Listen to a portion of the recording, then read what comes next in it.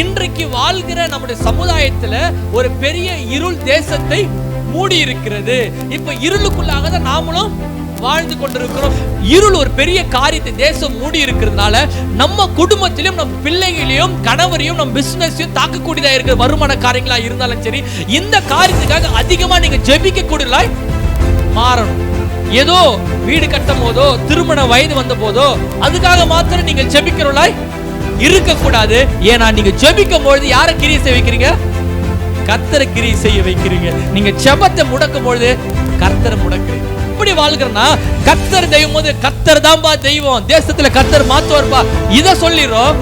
வீட்டுல போயிட்டு பிரச்சனையும் போராட்டங்களும் உபத்திரம் பார்க்கும்போது அததான் பெருசா பேசுறோம். நம்முடைய பலிபீடம் இன்னைக்கு இடிந்து போயிருக்குது. உலகத்திலுடைய நடக்கிற காரியங்களை பார்த்து எதை செய்ய வேண்டுமோ, எதற்காக ரட்சிக்கப்பட்டோமோ, எதற்காக அபிஷேகம் பண்ணப்பட்டோமோ, எதற்காக தேவன் நம்மளை தெரிந்தெடுத்துக்கிறோம், அந்த பலிபீடத்தை இன்னைக்கு நம்ம வாழ்க்கையில உடைக்கப்பட்ட ஒரு நிலைமையில காணப்படுகிறோம். நம்முடைய ஜெபம் என்ற ஒரு பலிபீடம் இன்னைக்கு உடைக்கப்பட்டு காணப்படுகிறது. விசுவாசம் ஒரு பலிபீடம் உடைக்கப்பட்டிருக்குது.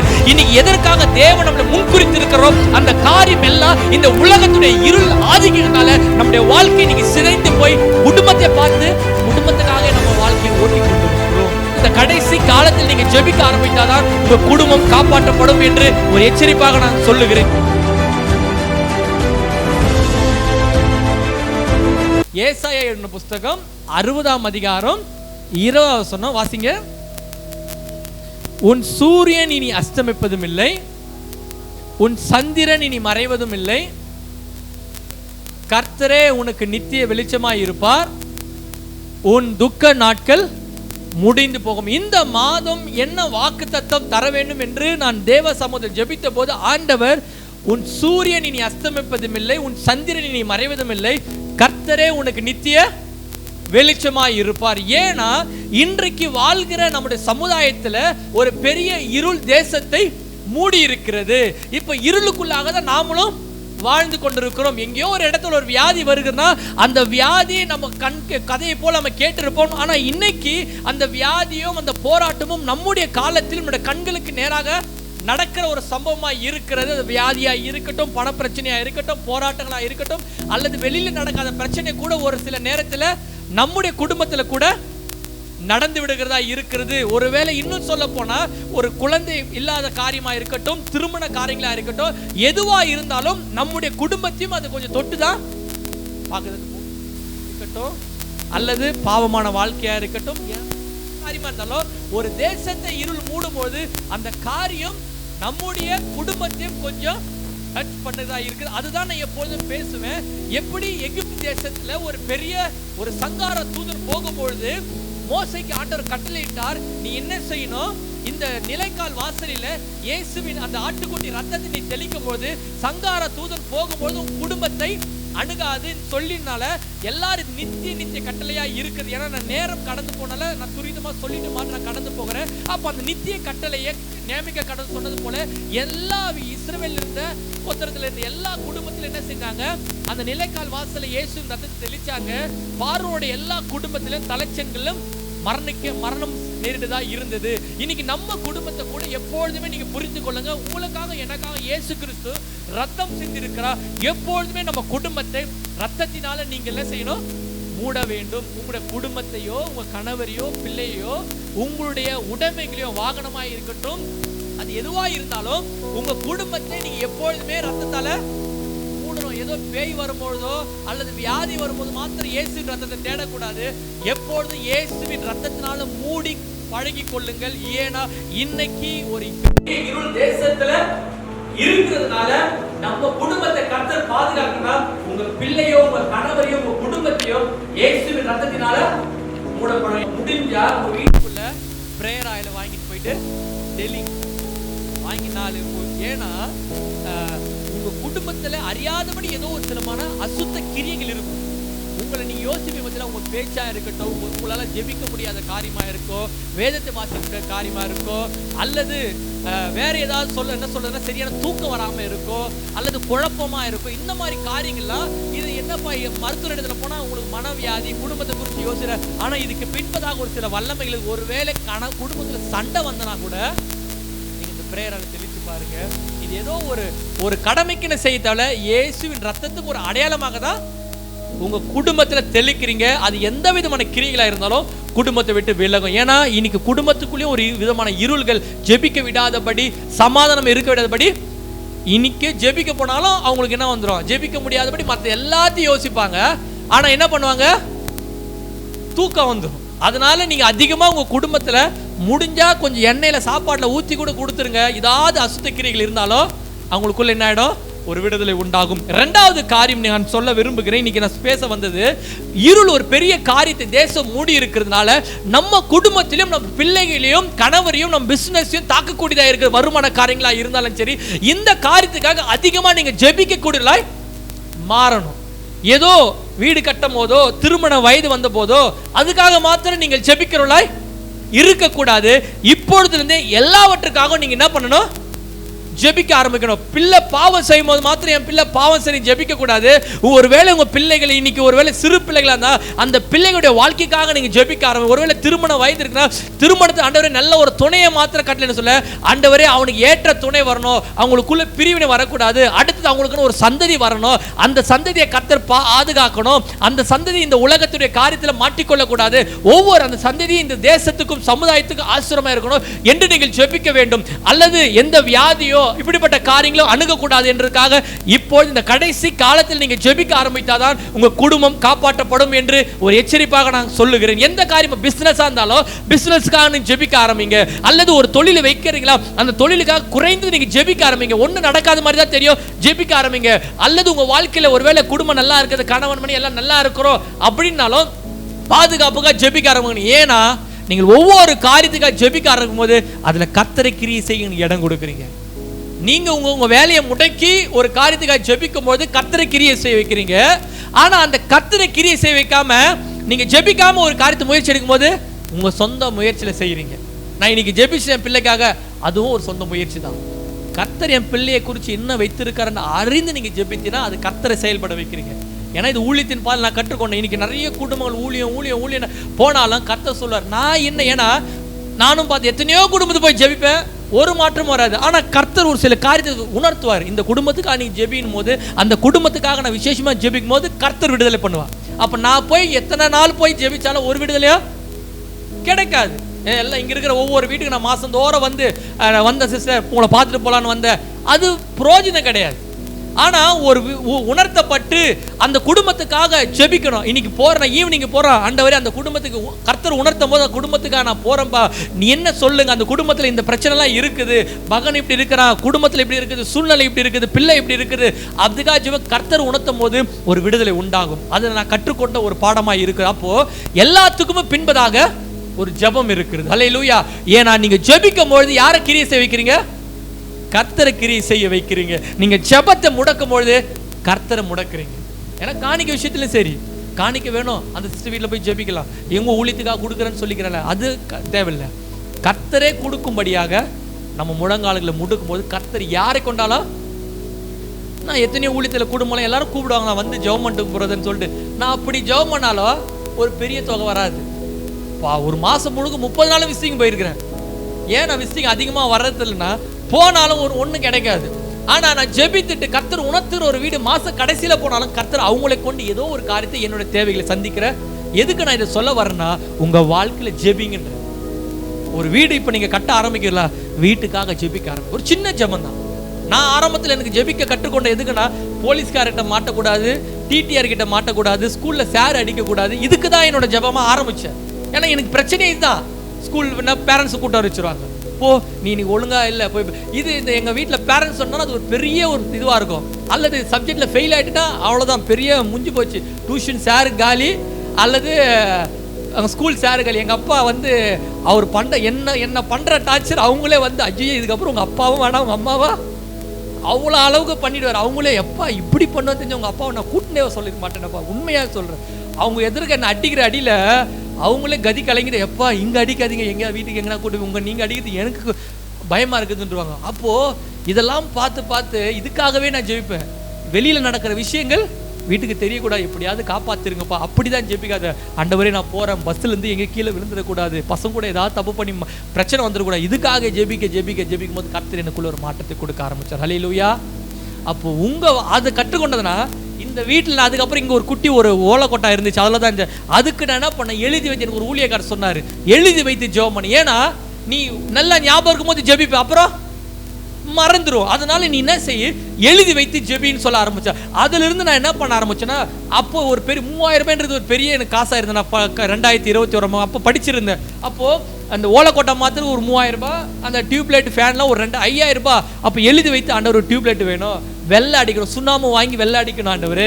அப்போ எழுதும் போது முடிஞ்சிருச்சு. நான் இப்போ ஜெபம் பண்ணிட்டேன், பெரிய அளவுலாம் பண்ணல, ஒரு ஜெபம் பண்ணேன். ஆனால் அது சில காலங்கள் கழித்து அந்த டைரியை பார்க்கும்போது என்னெல்லாம் எழுதினோ அதில் ஒன்று கூட விடாமல் அப்படியே இன்னும் என் டைரி இருக்குது. அந்த டைரியில் எழுதி எனக்கு அந்த ஒரு காரியம் எனக்கு வந்து ஒரு பிரமிப்பாச்சு. அப்போ எதை எழுதி வச்சு ஜெபம் பண்ணுறோமோ அதுக்கு நடக்குதா. அதுக்கப்புறம் கொஞ்ச நாள் கழிச்சு எங்கள் குடும்பத்துக்காக ஜெபம் பண்ணேன்.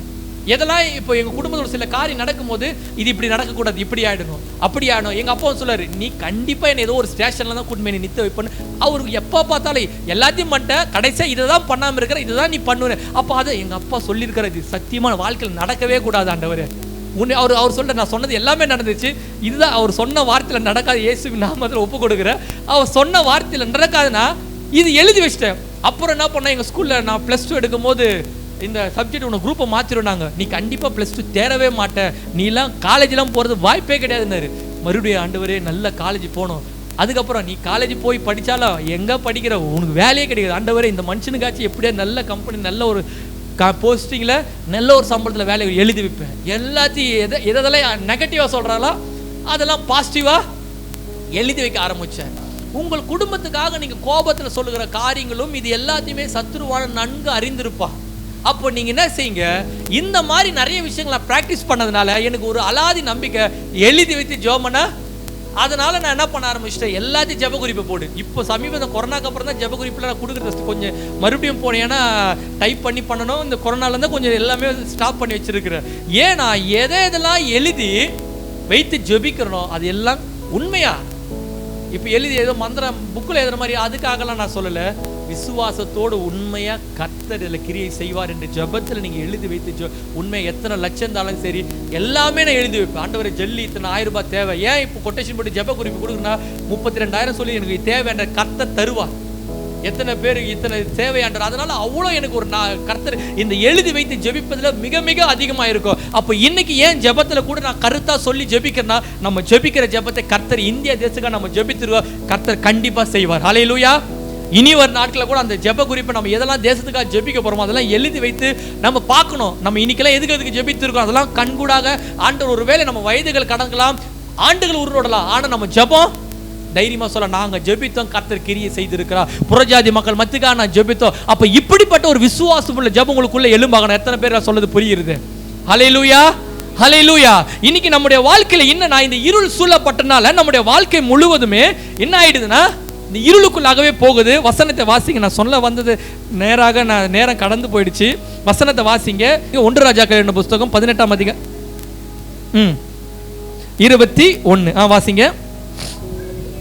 அப்பொழுது எலியா சகல ஜனங்களை நோக்கி சகல ஜனத்தண்டைக்கு வந்து, நீங்க எந்த மட்டும் 2 நினைவுகளால் குந்தி நடப்பீர்கள், கர்த்தர் தெய்வமானால் கர்த்தரை பின்பற்றுங்கள், பாகால் தெய்வமானால் அவனை பின்பற்றுங்கள். போதும். என்னன்னா இதை குறித்தா இன்னைக்கு நான் பேச இருக்கிறேன். பட் நிறைய காரியங்களை எடுத்து வைத்தேன், எல்லாவற்றையும் நான் பேச போகிறது கிடையாது. முடிஞ்சால் நான் வருகிற நாட்களில் சொல்ல விரும்புகிறேன்.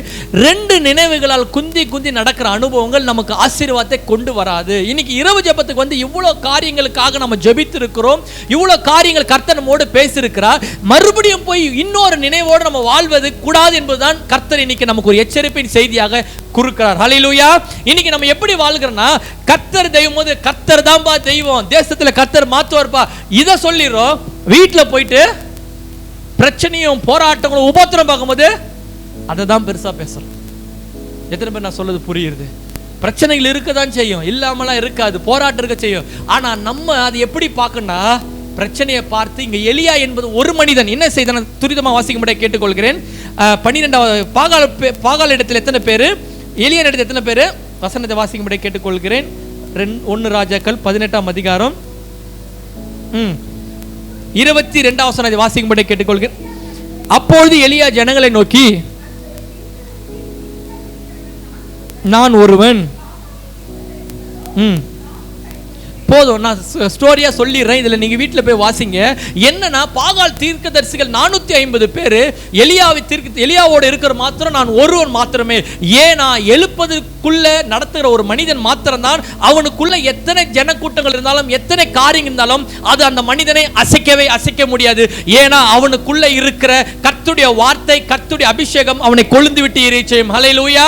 இன்னைக்கு உங்களுக்குள்ள அப்படிப்பட்ட ஒரு எழுப்புதல் வர வேண்டும் என்பதற்காக தான் இந்த எழுப்புதல் இரவு ஜெபத்துக்கு வந்திருக்கிறவங்க எல்லாருக்கும் நான் சொல்லுகிறேன், உங்களுக்குள்ள என்ன உண்டாகனா, இந்த தேசத்தை பார்த்து நீங்க பயப்படக்கூடாது, ஜனங்களை பார்த்து பயப்படக்கூடாது, சூழ்நிலைகளை பார்த்து பயந்து நம்ம என்ன செய்யக்கூடாது, ஓடி ஒளிந்திடக்கூடாது. இதையெல்லாம் பார்த்து, ஏன்னா இவர்களை காட்டிலும் எத்தனை கூட்டங்கள் இருந்தாலும் என் கூட இருக்கிற என் தெய்வம் பெரிய தெய்வம் என்பதை உங்கள் கண்கள் பார்க்க வேண்டும். ஹல்லேலூயா. 450 தீர்க்கதரிசியில் இருந்த எலியா ஒரே ஒரு மனிதன் தான். என்ன சொல்றா, நீங்க உங்க கடவுளை எப்படினாலும் கூப்பிடுங்க, கத்துங்க, பிளேடால உங்க உடம்ப அறுத்துக்குங்க. அப்புறம் அவர் எங்க சாப்பிட்டு தூங்க போயிருப்பாரு, இல்ல வாக்கிங் போயிருப்பாரு, ஏதாவது பண்ணிருப்பாரு.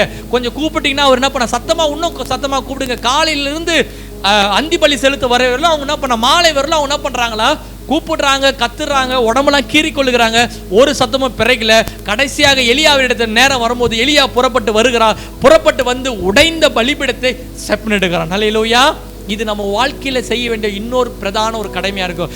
நம்முடைய பலிபீடம் ஏன் 2 நினைவுகளை நம்ம வாழ்ந்து கொண்டு இருக்கோம்னா, நம்முடைய பலிபீடம் இன்னைக்கு இடிந்து போயிருக்குது. உலகத்திலுடைய நடக்கிற காரியங்களை பார்த்து எதை செய்ய வேண்டுமோ, எதற்காக ரட்சிக்கப்பட்டோமோ, எதற்காக அபிஷேகம் பண்ணப்பட்டோமோ, எதற்காக தேவன் நம்மளை தெரிந்தெடுத்துக்கிறோம், அந்த பலிபீடத்தை இன்னைக்கு நம்ம வாழ்க்கையில உடைக்கப்பட்ட ஒரு நிலைமையில காணப்படுகிறோம். நம்முடைய ஜெபம் என்ற ஒரு பலிபீடம் இன்னைக்கு உடைக்கப்பட்டு காணப்படுகிறது. விசுவாசம் ஒரு பலிபீடம் உடைக்கப்பட்டிருக்குது. இன்னைக்கு எதற்காக தேவன் நம்மளை முன்குறித்து இருக்கிறோம், அந்த காரியம் எல்லாம் இந்த உலகத்துடைய இருள் ஆதிக்கத்தினால நம்முடைய வாழ்க்கை இன்னைக்கு சிதைந்து போய் குடும்பத்தை பார்த்து குடும்பத்துக்காக நம்ம வாழ்க்கையை ஓட்டி கொண்டிருக்கிறோம். நம்ம கணவர் ரட்சிக்கப்பட்டா போதும், எப்பதான் மாறுவாரோ, எப்பதான் பிள்ளை மாறுமோ, இதற்காக தான் நம்ம வாழ்க்கைக்கு ஒரு பக்கம் கடன் பிரச்சனை, அவமானங்கள், நிந்தைகள், இதற்காக வாழ்ந்து கொண்டிருக்கிறோம். ஆனா இங்க பலிபீடம் உடைக்கப்பட்டிருக்கிறது. அதனால நீங்க செய்ய வேண்டிய ஒரு காரியம், பலிபீடத்தை செப்பனிடுங்க. எல்லாருக்கும் இங்க வந்திருக்கிற ஒவ்வொருத்தருக்குள்ளயுமே கர்த்தர் ஒரு காரியத்தை வைத்திருப்பார், சொல்லியிருப்பாரு.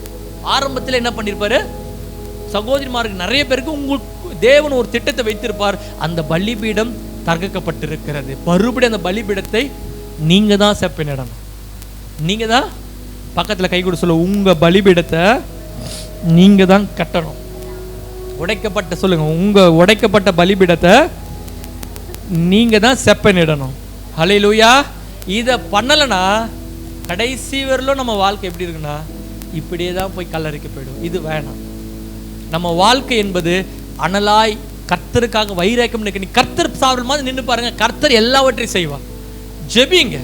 நம்ம செய்யறது காரியமே ஜெபிக்கிறதுல, கர்த்தருடைய வார்த்தையை வாங்குறதுல, அதனால சோர்ந்து போயிடும். நம்முடைய எதிர்காலத்தை குறித்து ஒரு கேள்விகள், பயங்கள், மற்ற அதை சொன்னேன், மற்றவங்களோட ஸ்டேட்டஸை பார்த்து நம்முடைய ஸ்டேட்டஸையே நம்ம மறந்து விடுகிறோம். ஆனா இனி உங்க வாழ்க்கை நீங்க செய்யணும், ஜெபிக்க ஆரம்பிக்கணும். எவ்வளவு ஒரு தேவ மனிதன், வசனத்தை வாசிங்க, என்ன செய்யறான், மலைக்காக என்ன பண்றான், இந்த பலிபீடத்தை செப்பனிட்டு வானத்திலிருந்து அக்கினி வந்துருது. கர்த்தர் சொல்றாரு, நான் என்ன பண்ண போறேன், தேசத்துல பெரிய பஞ்சம். எத்தனை வருஷம், கிட்டத்தட்ட 3 வருடங்கள் 6 மாதங்கள் நினைக்கிறேன். அப்போ 3 வருஷம் ஒருத்தனுக்கு மழையே தேசத்துல இல்லைன்னா எவ்வளவு பெரிய ஒரு பஞ்சமா இருக்கும்.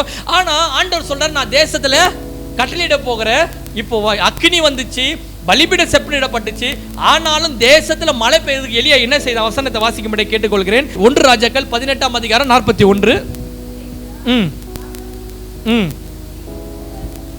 நீ போம் பண்ணும்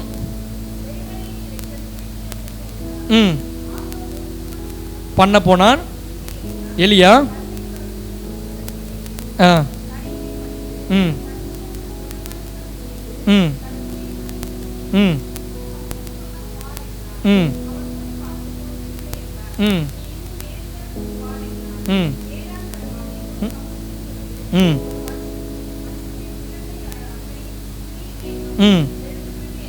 போதும். என்னன்னா, எலியா கர்த்தருடைய அக்கினியை இறக்கின ஒரு மனிதன்.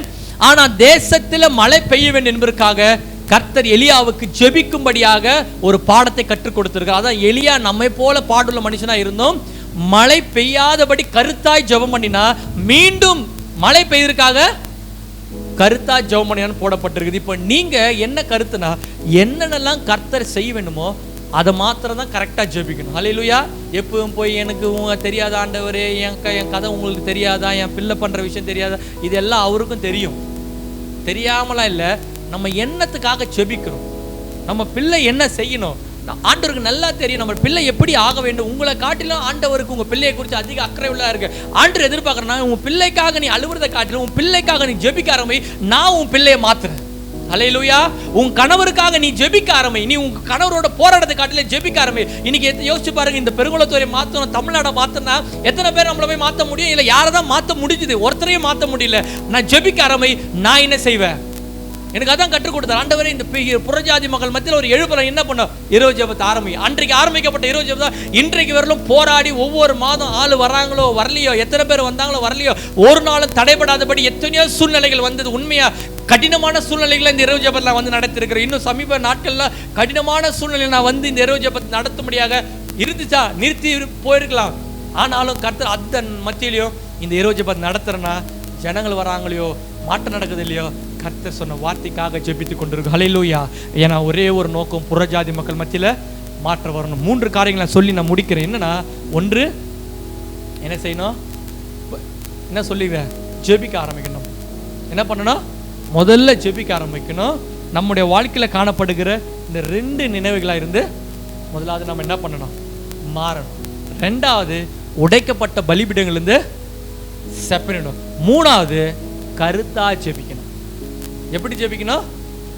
கருத்தா ஜெபிக்கணும். 3 காரியம் தான், சரிங்களா? ஏன்னா இது நம்முடைய தேசத்தில் ஒரு பெரிய இருளா இருக்கிறது. இந்த 3 காரியத்துக்காக நீங்கள் விசேஷமா மறந்துடக்கூடாது. 3 காரியம் என்னது? 1, 2 நினைவுகளை குந்தி குந்தி நடந்தீங்கன்னா உங்க வாழ்க்கையில கண்டிப்பா நீங்க உங்க வாழ்க்கையில ஜெபித்தா கூட ஒரு மாற்றம் வராது. 2 நினைவுகள் இருந்த வாழ்க்கை மாற்றப்பட வேண்டும். ஹல்லேலூயா. 2வது உங்க வாழ்க்கையில உடைக்கப்பட்ட பலிபீடம் செப்பரேட்டப்பட வேண்டும். 3வது ஜெபிக்கணும். ஆண்டவர் அக்கினி இறக்கிட்டாரு பிரதர், நான் இந்த சர்ச்சைக்கு போறேன், அந்த சர்ச்சைக்கு போறேன், இது இருக்குது வல்லமை இருந்தாலும் ஜெபிக்க வேண்டும். ஹல்லேலூயா. ஏன்னா இயேசு கிறிஸ்துவே ஜெபிக்க கற்றுக் கொடுத்தார். அவர் எவ்வளோ வல்லமையை வெளிப்படுத்தின ஒரு கடவுள். ஏன்னா நமக்கு நேரம் இல்லை. கடவுளே அவர் போய் என்ன பண்றாரு? கெத்செமனே தோட்டத்தில் ஜெபித்தார். அதனால நீங்க உங்க பிள்ளைகளுக்காக, உங்க எதிர்காலத்துக்காக நீ எந்த ஊழியக்காரர்கிட்ட எங்கேயும் போத்தவல ஜெபிக்க ஆரம்பிங்க. கர்த்தர் ஊழியக்காரப்பட உங்களுக்கு அற்புதத்தை. நீங்க இந்த இரவு ஜெபத்துக்கு, ஆண்டவர் நான் போறேன்ப்பா, எனக்கு இதெல்லாம் செய்யுங்க, நீங்க ஜெபித்துட்டு வாங்க. கர்த்தர் யாரை கொண்டாலும், கழுதையை கொண்டாச்சுன்னா கர்த்தர் செய்கிற தேவன், யாரை கொண்டாலும் செய்வார். நீங்க இதுக்காக இங்க அங்கன்றத காட்டில உங்க வாழ்க்கையில ஜெபிக்க ஆரம்பிங்க. என்ன உங்க கூட இன்னும் சொல்ல போனா ஜெபிப்பாங்க. உடலோட உறுப்புகளுக்காக ஜெபம் பண்ணுங்க. அன்றைய ஹார்ட் அட்டாக்ல வந்துடக்கூடாது, அன்றைய நரம்பு சம்பந்தப்பட்டதுல பிரச்சனை வந்துடக்கூடாது, அல்லது பிபி சுகர்னால என் வாழ்க்கை முடிஞ்சிடக்கூடாது.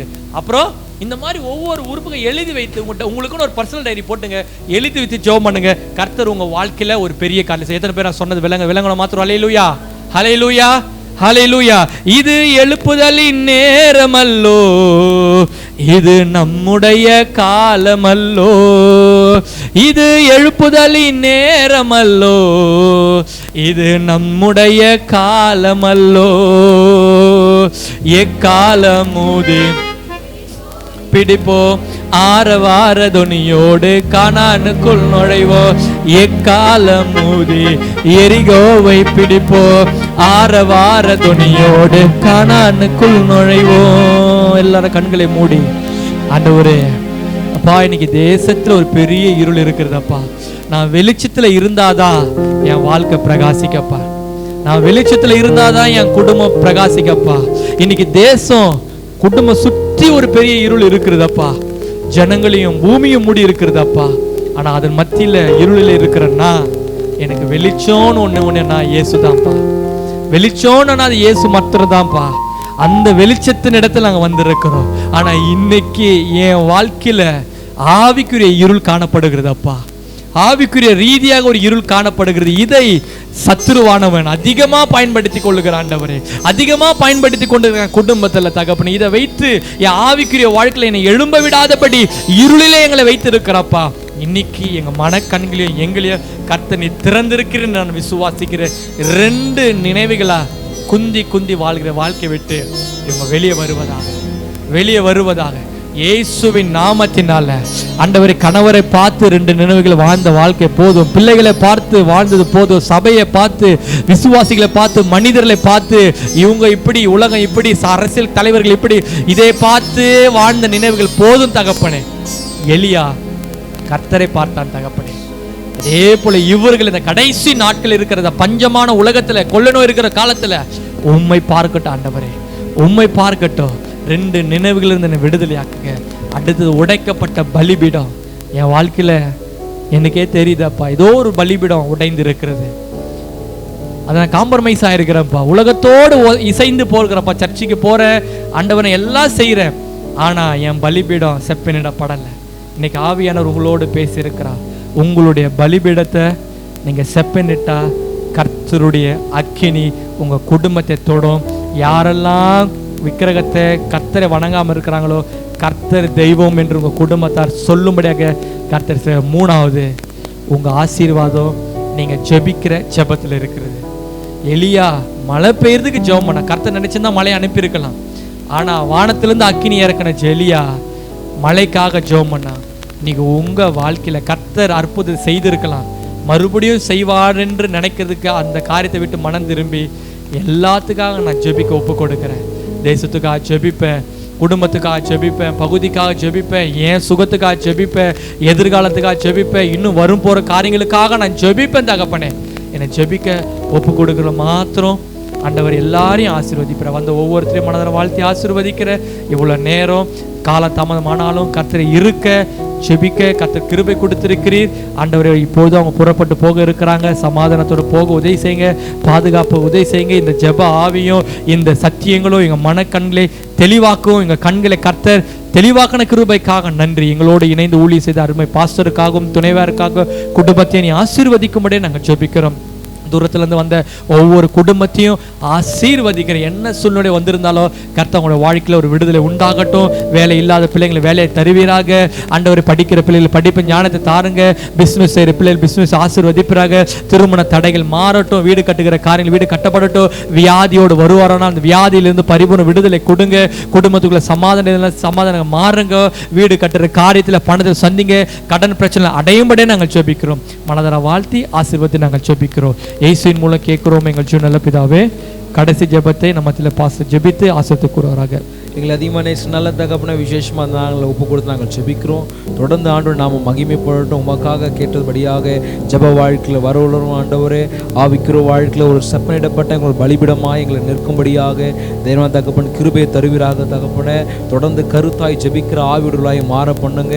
இந்த நாளிலிருந்து தொடர்ந்து எங்களுடைய சரீரத்தையும் நாங்கள் காத்துக்கொள்ள, ஆவிக்கிற வாழ்க்கையும் காத்துக்கொள்ள எங்களை கிருபை தந்து நடத்துவீராக. முற்றிலுமாக ஒப்பு கொடுக்கிற ஒவ்வொரு நாளும் கிருபையினால் திருப்தி அடைய, பிரச்சனத்தில் வாழ்ந்து முடிக்க, வசனத்தில் சில தோங்கி வளர எங்களுக்கு கிருபை தருவீராக.